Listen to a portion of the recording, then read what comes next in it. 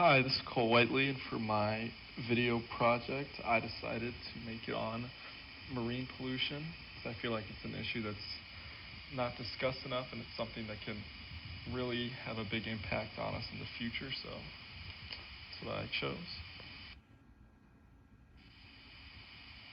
All right, as you can see, it comes to marine pollution, it really started in the 60s when scientists started to notice the increasing trend being plastics and pollutants occurring in ocean water, really. And typically it's products like plastics, metals, glass,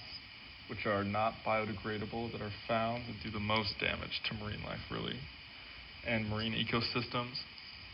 However, since then, this problem has only gotten worse, and it continues to have major detrimental impacts, not only just on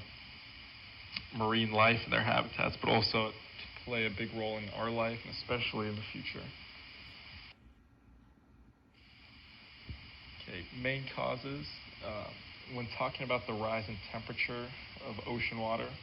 it's easy to say that that's due to fossil fuels and greenhouse gases, which is true, but on topic of ocean waste and debris, there are many sources that are creating this issue. And like mentioned in the previous slide, materials like plastic, which are often confused by bird and fish and other marine life, food are wrongly consumed, which typically results in the death of these animals, sadly. So they can't digest these resources. Another common item which causes harm to marine life and ecosystems are fishing nets, which are often dumped by the fishermen after they're not used or ripped or something like that occurs. But yeah, so by then they're dumped by the fishermen, and they interfere with the marine life just by tangling them up and making them unable to move, which is just very detrimental, and it can also destroy entire ecosystems if it gets caught that deep. Okay, and furthering the discussion of the impact these pollutants have on marine life, these non-recyclable products can do a lot more harm than most people realize. Marine debris, although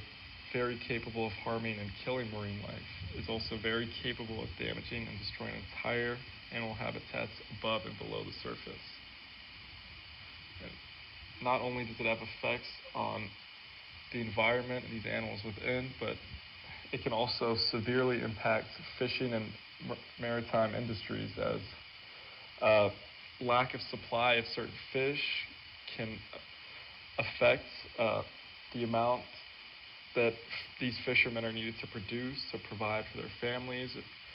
towns, etc. And just the impact that pollution can have on these ecosystems can also really affect fishing patterns and just the number of various fish breed that are often used by fishermen. Okay, and for this slide, here I just wanted to demonstrate the effects of what consistently producing these harmful products without any offsetting reaction can really lead to.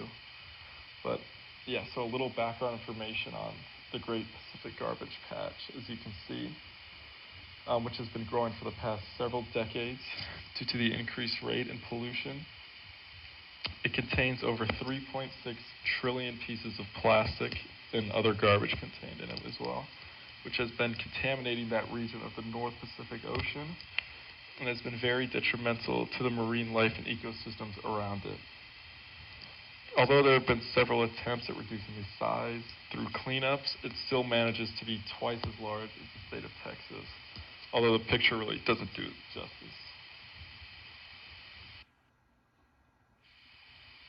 All right, and finally, when talking about a solution to the ongoing issue that is marine pollution,